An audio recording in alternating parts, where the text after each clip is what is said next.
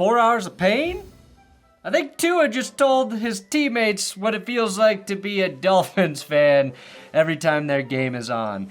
And thank you, AJ Epinesa, for showing us the hardest you can hit Patrick Mahomes without getting the death penalty. That hit is well worth the life sentence you're gonna get.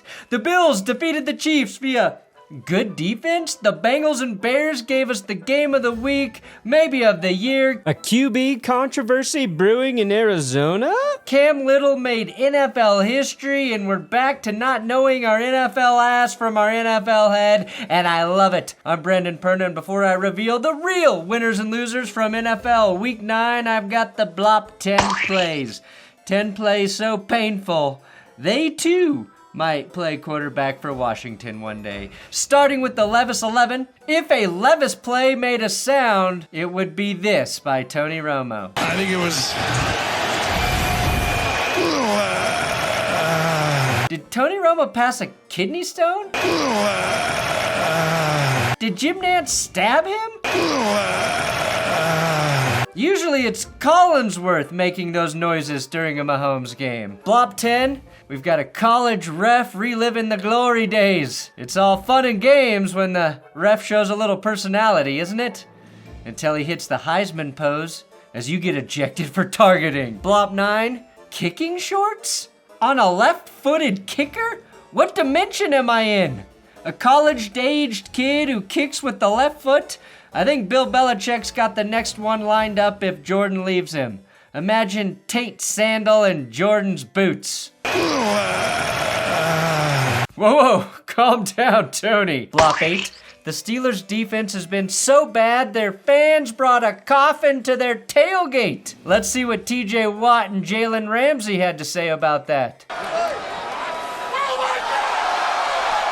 Blop 7, Jordan Love scrambles for an eternity just so Michael Jackson can drop an easy pick in the end zone. I hate to say it, but it's very unlike a Michael Jackson to let balls drop. Blop 6, this week we had butt slaps, beach balls, and Jalen Coker. We've got all the ingredients for a perfect party. Nowhere screams beach ball to me quite like the waterfront paradise of Green Bay, Wisconsin.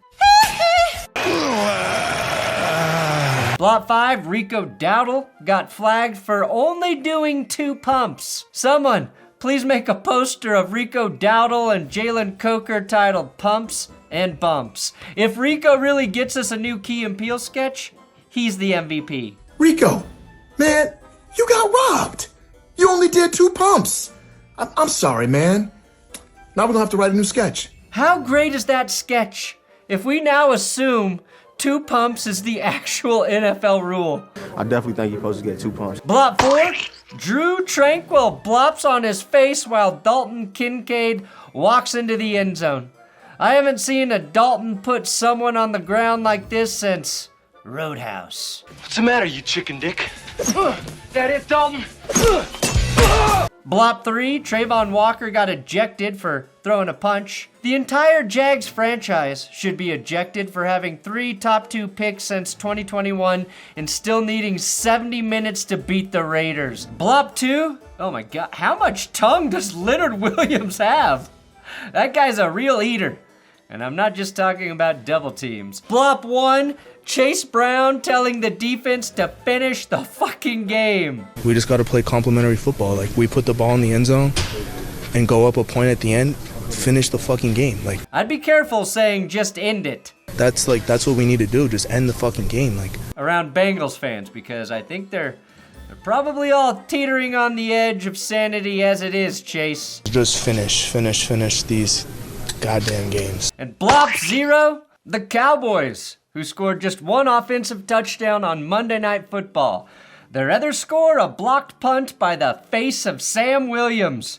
Arizona outplayed them on every level, and the whole time Jerry Jones was telling Stephen A. Smith, just wait until tomorrow when Logan Wilson saves my team because I'm Jerry Jones.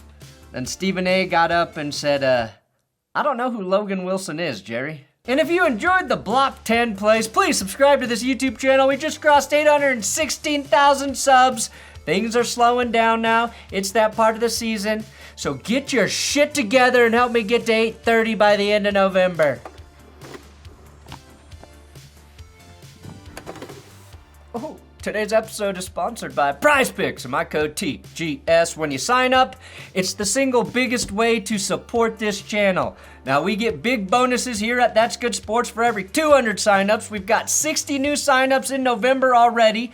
If I get 6,000 by the Super Bowl, I'm going to go dine in hell at that stupid Mahomes and Kelsey restaurant in Kansas City for your pleasure. I hit on 2 of my PrizePicks plays this week. Thank you, Jokic and Jacoby Brissett. I also had one hit with DeAndre Swift in the lineup. Now, he did not play because of an injury, but PrizePicks adjusted that one for me, which is cool because some places don't do that. So just use my code TGS when you sign up, make a $5 deposit, and you're gonna get $50 in lineups. Follow me on the app as well so you can see my plays and keep the unique names coming. Perna for President, Good Poops, Bover Spins, I Love to Pern Man, and Davis Mills Neck.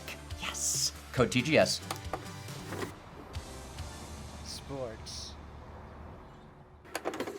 Back to Thursday, winning Did You Miss Me? Lamar Jackson. And yes, we fucking missed you, Lamar. With Lamar Jackson, the Ravens are one of the most intriguing teams in the league. Without Lamar Jackson, they're like actual Ravens. I never think about them unless one is shitting on the hood of my car. LaMarvelous Miss Jackson, though, threw his first touchdown pass since week 4 and then went on to throw 3 more touchdowns, including 2 to Mark Andrews. Their first score coming after safety Alohi Gilman forced and recovered a fumble. Lamar had an insane stat line on the night, 143 passer rating, no picks, 204 yards, 4 TDs, and just 5 incompletions, which ties him with Peyton Manning all time of 4 touchdown games with 5 or fewer incompletions. The Ravens are now just 2 games back in the North. Losing red zone offense, the Dolphins. Do you know how hard it is to make Mike McDaniel this angry? He could find out Tyreek Hill is the real father of one of his kids and not get this mad. Only Tua and the Dolphins offense can do this to a man. Miami moved the ball really well in this game and then settled for a field goal, fumbled, missed a field goal, hit a field goal, and then failed on 4th down and red zone fumbled. The Ravens produced just 6 more yards of offense and outscored Miami 28-6. This is the kind of infuriating performance by the Dolphins that makes you root for Lois Einhorn to kill the Dolphin in Ace Ventura. He's the one you want. Kill him. No, kill him. No, kill him. Kill him. He held the ball, remember? The one time the Dolphins hit on a big play, they were robbed by our fuck the refs call of the week. But poor running back Ollie Gordon was tripping on the sidelines after getting called for tripping that negated an amazing catch by Jalen Waddle. It's not a foul. He gets him with the lower part of his rear end. Gordon was the one who tripped and slipped. But if we've learned anything from Janet Jackson, if you slip, it's still a foul. Oh, Billy. Winning free prostate exams? 41-year-old men. This was a huge week for 41-year-olds. A 41-year-old tight end signed with the Broncos and played in their win over the Texans. A 41-year-old started Game 7 of the World Series and pitched well enough for his team to win. A 41-year-old quarterback by the name of Aaron Rodgers beat the Colts and played well enough to wonder if he's going to be starting games at age 42. Oh yeah, and I turned 41 years old last week. Hey, Brandon. Happy birthday, man. Happy 41. The winning old man, all of us, Mercedes Lewis, Max Scherzer, Aaron Rodgers, and of course myself. Speaking of baseball, winning stat, Will Smith has now won 6 World Series in a row. If Chris Rock was as good a Dodger as Will Smith, maybe he would have avoided that infamous slap to the face. Oh, wow! Oh, wow! Winning QB, Mr. Ginger is the new black himself, Sam Darnold. Darnold hit on his first 17 passes against the Commanders, tying a Seahawks record held by Warren Moon and throwing for 4 touchdowns in the first half. 3 of them to rookies and another to a backup wideout who hadn't caught a touchdown in his 4-year career. Darnold became one of just 2 quarterbacks in the last 20 years to have 4 touchdowns and a perfect passer rating in the first half of a primetime game. I know that sounds like a very specific stat, but it's the first time it's happened since Mike Vick against Washington back in 2010. That's pretty good company because if you were old enough to watch, you remember that game. Slinging Sammy D, just 3 incompletions in that game, and he's been ripping it all season. Losing injuries, unfortunately the Commanders, who lost Jayden Daniels, Luke McCaffrey, and corner Marshawn Lattimore. And Daniels' elbow, which looked like the most grotesque of all 3 of those injuries, might actually be the most manageable. Lattimore tore his ACL, McCaffrey broke his collarbone, but Godspeed to all of you. Losing coach Dan Quinn for having Jayden Daniels in the game down 31 points in the 4th quarter. I'm sorry, Dan. Only Bo Nix can win those games. Many of you have been asking about the thought process of Jayden being in the game in that situation. I get that. I've been thinking about it, honestly, nonstop too, and for me, the answer is, man, I missed it. And like I do every week, I recapped the Broncos-Texans game here, so if you want to learn about that game, you gotta watch the other video. You gotta watch 2 of my videos. Joke's on you. Bengals-Bears. Oh my God, you're about to sweep. Winning more awards than the Titanic did, starting with the Dak Prescott Award, going to the guy, no matter what he does, his team loses, and it's Joe Flacco this week. This was an all-time Joe Flacco game. Cherish them. Hold them tight, because every brush stroke of each Flacco masterpiece could be the last. Joe Flacco had never thrown for more than 389 yards in a single game. I know that's kind of hard to believe, but he smashed his own personal record and threw for 470 yards on 47 attempts, including 4 touchdowns. He even surpassed Tom Brady for oldest motherfucker with the most passing yards in a game. One of his touchdowns was also the winning catch of the day, a bomb to T. Higgins. Holy shit, did T. Higgins just backwards moss that defensive back? I think he did. Unfortunately, 470 passing yards and 42 points was not enough to win the game, which is the most Bengals thing I've ever said. Wait, no it's not. The Bengals are the first team to lose back-to-back games while scoring 38 or more points. The Bengals defense was able to waste a 2-touchdown comeback from Flacco and make Bears fans temporarily forget that they passed on Tyler Warren for another tight end.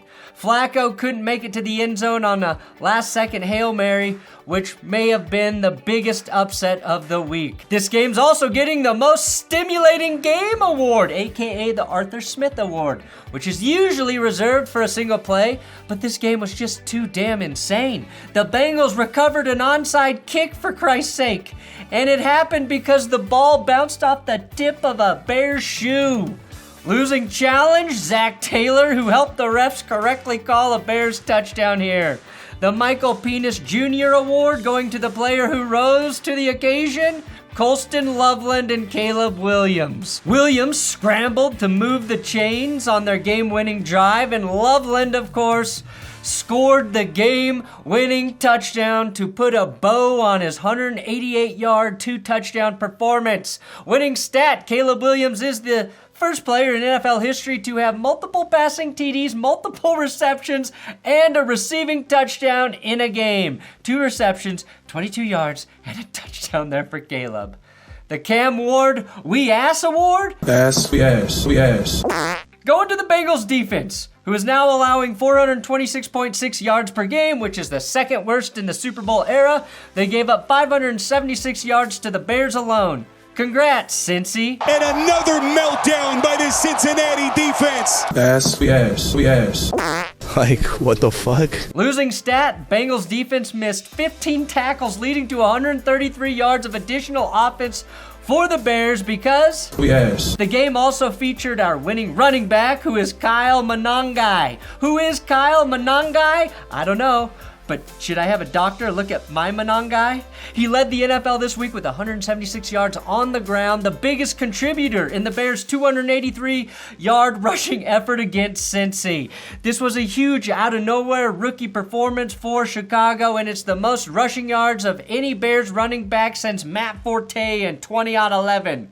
1 year after he made McGruber, of course. Just join my team. I'll suck your dick. I also really like the way Monangai moves. He's like Isaiah Pacheco, except he plays for a team you can root for. The irony of this big game is that, of course, the Bears drafted Monangai with the 7th round pick that they acquired from Cincinnati. Like, what the fuck? The Tua Tagovailoa award goes to the guy who almost got it right, and that is Geno Smith. Geno has had a rough season, and it continued, but this time he wasn't the problem. The Raiders and Jaguars actually gave us a wildly entertaining fourth quarter that went into OT. Geno threw 4 touchdowns to just 1 pick. When you see a final overtime score of 30-29, you kind of assume the team who scored 30 scored last. Instead, Geno and the Raiders were trailing by 1 after a touchdown pass to Brock Bowers. Their efforts fell short on the 2-point play as the ball was batted down at the line by Devon Hamilton. Pete Carroll watched in horror like the real Michael Myers was standing in his backfield. Here's a fun stat. Geno Smith, Joe Flacco, Daniel Jones, and Jared Goff combined for 1,380 passing yards and 11 touchdowns, and they all lost. Benford Tools is proud to present Brock Bowers as the winning receiver this week with his 3-touchdown and 127-yard performance. More power! Darn right, more power. More Bowers! Bowers is all the way back, guys. Trevor Lawrence scored 2 rushing TDs, including the eventual game-winning leap in overtime, while leading his offense to 17 fourth-quarter points. And, of course, the winning kicker, Cam Little, who set an NFL record with his 68-yard field goal, moving Justin Tucker out of the top spot, ensuring the only list Tucker is number 1 on is a registered sex offenders list. Allegedly. And then Little almost shanked a 33-yarder, which would have made this whole sequence so much funnier. Winning game manager, Bryce Young with 102 passing yards and an interception. Young handed an L to Jordan Love on his 27th birthday, which is a really mean gift, Bryce. If I were you, Jordan, I would not invite that smug little man back to my party next year. Bryce earned the award with his game-winning field goal drive and clutch time. The most important player this week is Rico Dowdle. After pulling out his Gerardo CDs, Dave Canales remembered Rico is indeed suave. Just 265 yards of total offense for Carolina. Rico Suave accounted for 130 of those yards and both Panthers touchdowns. And to Hingle McCringleberry's dismay, drew that flag for only 2 pumps. Rico, you only did 2 pumps. But Rico did indeed keep pounding and was the biggest reason the Panthers shocked the Packers. Followed by Brandon McManus missing another field goal, and my hero, Tucker Kraft, leaving the game with what we now know as a torn ACL. The Packers quarterbacks might be in the wrong 27 club now because a love pretty much killed you on Sunday. Oh, that's pretty good, guys. Losing stat, Micah Parsons had 0 pressures in this game, which is the first time that's ever happened to him. Our anti-game manager award, the Jameis Winston Awards, going to Daniel Jones. I've been on the Danny Dimes train all year, but I think it's only right to point out when Indiana Jones looks like shit. When he has his kingdom of Crystal Skull, if you will. Or Dial of Destiny. I mean, that one sucked pretty hard too. Either way, Danny Dimes had thrown all of 3 interceptions and fumbled just twice in 8 games heading into Pittsburgh. But he had a vintage Giants kind of game against the Steel Curtain. Dimes had 3 interceptions, took 5 sacks, and fumbled 3 times, losing 2 of them. He also dropped back and threw 50 times in this game, so I think we found out that the best way to beat the Colts is to make Jones drop back 55 times and only let Jonathan Taylor carry the ball 14. Still, both starting Colts receivers went for over 100 yards, and despite 5 turnovers from their QB, Indy did only lose this game by 7 points. That's a crucial 7 points, though, because they're no longer by their lonesome self atop the AFC. Pittsburgh does get the winning defense this week. 6 turnovers, 5 sacks, and the win on the same day their fans held a fucking funeral for their defense in the parking lot. That's hilarious and impressive. This week's FDR goes to Matthew Stafford. Not only did Matty Stafford make it look easy against the Saints, throwing for 4 touchdowns and solidifying his lead in the NFL with 21 TD passes, he hit us with as long of a no-look pass as you can throw, I think. I want to call Stafford Ray Charles because I think he could literally play quarterback blind and be terrific while doing so. 2 touchdowns for Devontae Adams, Puka Nacua 95 yards and a TD, Kyren Williams scored on top of his 114 rushing yards, and the Saints looked as bad as they did last week. Tyler Shuck, though, did throw his first touchdown pass in the NFL, which went to 6-year vet Jawan Johnson, his former Oregon teammate in 2019. Somehow that is a correct statement. Winning rookie, JJ McCarthy. I know he's technically not a rookie, but for all intents and purposes, he's a freaking rookie. Pretty much every rookie in 2025 has played more than JJ has in 2 seasons. Now, McCarthy made plays when needed. JJ might be a rookie in my eyes, but the NFL referees are treating him like a seasoned veteran, calling this textbook safe tackle roughing. He played as average as one can play and still beat the Lions. 2 passing touchdowns and a rushing touchdown on just 143 passing yards and 14 completions. His 1 interception just happened to be Terrion Arnold's first career pick. Congratulations, Terrion.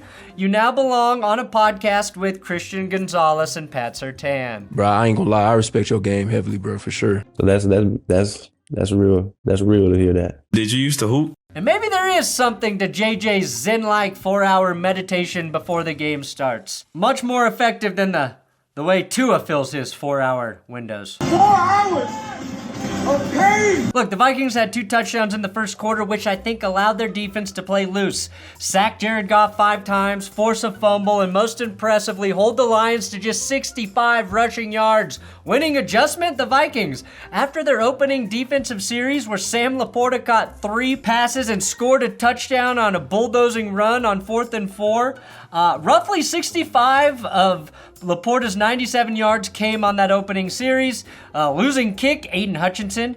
If anyone shouldn't be swinging his leg all willy-nilly like this, it's you, Aiden.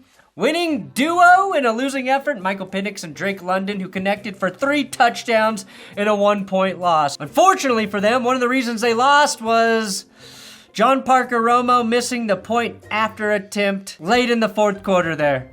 Do we have the sound Romo made after that miss? Atlanta got the ball back with plenty of time, but a busted play really ruined it for them. They failed to get into range after a surprise snap, and grounding penalty ended it. My winning coach, Mike Vrabel, with the tenderest of touches. Something we rarely see from Vrabel. Drake May had the Pats up 21-7, but fumbled right before the half, leading to a Falcons touchdown. It was not Drake's best day. He took 6 sacks, turned it over twice, but I like Vrabel showing confidence in his young QB. What's scary is Drake on a bad day still tossed 2 touchdowns for 259 yards. Unfortunately for London, only one Drake could win this game. I want to see the Drakes unite to stop Kendrick Lamar. If we can get a Patriots-Falcons Super Bowl rematch with Drake performing at halftime, Kendrick doesn't stand a chance. Winning name? Finished off by Orororo. Excuse me, what? Orororo. Orororo? Finished off by Orororo. Like, what the fuck? Holy shit, how am I just now noticing that name? The bed shitter's me for not hyping up Rook Orororo every week, even though this is his 2nd seed. Guys, I apologize. I will be better moving forward. Ro. The New York Giants lost by 10, but they could have played worse. I think they have found something with tight end Theo Johnson. He has 5 touchdowns on the season. He is 3 receptions away from matching his total in all of 2024 and earned my winning dance with the sideline as he tiptoed and dove into the end zone. 2026 has to be the Giants' resurrection year, right? Valiant effort, New York, but speaking of resurrections, the 49ers seem to resurrect their season every week. It almost feels like they only win if they lose a key player to an injury. This win was no different. Rookie defensive lineman Caleb Williams, I believe, tore his ACL. My winning back, Christian McCaffrey. And by back, I do not mean running back, I mean his actual back. The spine, the trapezius, the latissimus dorsi, the rhomboid major, and rhomboid minor, because Christian put the team on his back again and was the leading rusher and receiver, making life manageable for McCorkle Jones. Brian Robinson plowed through Deontay Banks the same way Scarface plows through snow for a score. Winning teammate, though, McCorkle Jones. Was it your idea to get to Adrian his first snap at the end of the game? Yeah, Kyle already took his headset off, and I'm like, go on, Adrian. So I just subbed myself out. How can you not love Mac Jones? Watch him lay a vicious block for Christian McCaffrey here. Losing meme?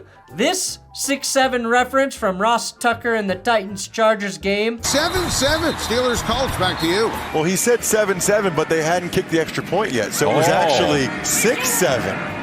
That might have been bad enough to finally kill this trend, I think. And for that, I think we can all say thank you, Ross Tucker. So it was actually 6-7. My winning Matlock, Scott Matlock, for scoring his first touchdown against Tennessee. With all due respect to Kathy Bates, finally, Matlock gets some eyeballs on CBS. What is going on? Matlock is all new. CBS next Thursday. With Travis Hunter on IR, who would have thought a 290-pound ginger would be the best two-way player in the NFL? Joe Alt re-injured his ankle and needs surgery, and now we will see if Justin Herbert can continue to carry the offense for the Chargers. The Titans sacked him 6 times in this game, and I fear that will be the norm for Herbie moving forward. And my losing QB? Sorry, but you know I had to do this. It's Patrick Mahomes. And to put it pretty bluntly, he had one of the worst games of his 9-year career. Cool shit. He completed fewer than 50% of his passes. Cool shit. Which the last time he did that was in 2014, when he went 5 for 11 in an 82-27 loss to TCU. The starter ahead of Mahomes in that game, Broncos quarterback coach Davis Webb.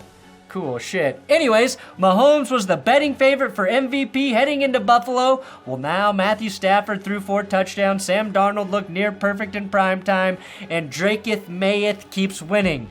Oh yeah, and he just lost to Josh Allen, who had his 8,000th rushing touchdown in a game. Cool shit. This was a huge conference loss for Kansas City and a bad time for Mahomes to complete just 15 of his 34 passes and not throw a single touchdown. Call me crazy. I do think he'll bounce back, but there's something lacking with this Chiefs team. They still only have 1 win against a team that's above 500. Interesting. Cool shit. Josh Allen earns the only Mahomes throw while going against Mahomes with this very cool shit flip pass. For the first time this season, I was really impressed with the Bills' defense. Yeah, Buffalo had a huge goal line stand from the 1-yard line to hold Kansas City to a field goal at the end of the half. Cool shit. When is the last time you saw Kansas City at the 1 and not scored a touchdown from that spot? And my coolest hit? AJ Epinesa. If I loop this for 5 minutes, how many of you could complete the Don't Bust Challenge? Huh? Be honest, how many of you? The Bills reminded everyone Mahomes is mortal if pressured relentlessly. He was pressured on 52.6% of his dropbacks, 14.3% higher than their pressure rate in any of their other 9 matchups against the Chiefs since 2020. 3 sacks and a pick for the Bills defense, and Did they hit Patrick Mahomes? Cool shit. Did a white corner get an interception this week? No, but Riley Moss did not have pass interference called on him. And a white safety is my winning defender, Cole Bishop, who played the game of his life, earns the honors. Bishop has been a bit of a liability in the secondary. But against Kansas City, he had 7 tackles, 1 for a loss, and 4 passes defended. Most importantly, he laid the redwood on Travis Kelce in the end zone. You know what they say, you can't play 4D chess without a bishop. Uncool shit, Joey Bosa. Getting tricked into thinking the Chiefs were dialing up a screen pass on 4th and 17. Some would argue he was trying to do the smart thing and defend the screen. Wrong! It's 4th and 17! You can't worry about a fucking screen pass, Joey. Get a sack or get bent. Thank God AJ Epinesa understands the assignment. Monday Night Football. Losers? Football fans, because of the YouTube TV and Disney dispute that had no football on for YouTube TV customers. If you thought we wouldn't notice just because it's Cardinals Cowboys, you're wrong. JJ Watt hates it, I hate it, and as this video airs on YouTube right now, I must say I side with YouTube. I side with YouTube, so get your shit together, Disney, because YouTube's clearly right. Hi, YouTube. You're right. You're right, YouTube. I love you. The Cardinals got a big goal line stop to end Dallas's opening drive, courtesy of Josh Sweatsack. If you had YouTube TV, this is what it looked like. The mighty Cardinals marched down the field in the second quarter, fueled by several Marvin Harrison receptions, a nice rip by Amari DiMarcado, and a layup of a touchdown for Jacoby Brissett after Harrison shook Deron Bland out of his boots. That's how you cook Bland, America. But if you had Disney Plus, the bundle even, with Hulu, but had not yet shilled out the extra money for the new ESPN add-on, this is what it looked like. Losing owner, Jared Jones, who got absolutely roasted by his former player, Troy Aikman. Yeah, he may want to cancel that trade. I don't think one player from what I've seen tonight is going to make a difference for this group. My winning psychic, Ben Solak, perfectly predicting the trade last night. I think they're getting Logan Wilson from the Bengals for a 6th. My winning team, who absolutely played complimentary football, the Cardinals. Their defense allowed just 1 touchdown all night. They got 2 red zone stops. They forced 3 turnovers, 2 really key fumbles, including one in the 4th quarter on Javonte Williams that essentially ended any hope Dallas had left. Hope enders. Yeah, that sounds like a new award for this show. And my winning quarterback controversy, Jacoby Brissett over Kyler Murray. Jacoby unlocked Marvin Harrison Jr. Okay, well, maybe Deron Bland unlocked him, but it's pretty clear that the Cardinals' offense works better with Brissett. In fact, he's doing stuff at the quarterback spot Arizona hasn't seen since Kurt Warner. Trey McBride has 4 touchdowns in 3 games with Jacoby Brissett. He had just 5 in roughly 3 full seasons with Kyler. Marvin Harrison, 7 receptions in this game were a career high. Guys, I'm thinking Kyler is the issue, and it was so easy to see. But if you had YouTube TV, this is what you saw instead. Okay, I snuck that one in there. Thanks for watching That's Good Sports. Please subscribe here on YouTube. You got to subscribe right now. November's a tricky month. Some fans lose interest. The videos don't get as many views. So I need you to sub, share, and like this video to help boost it, baby.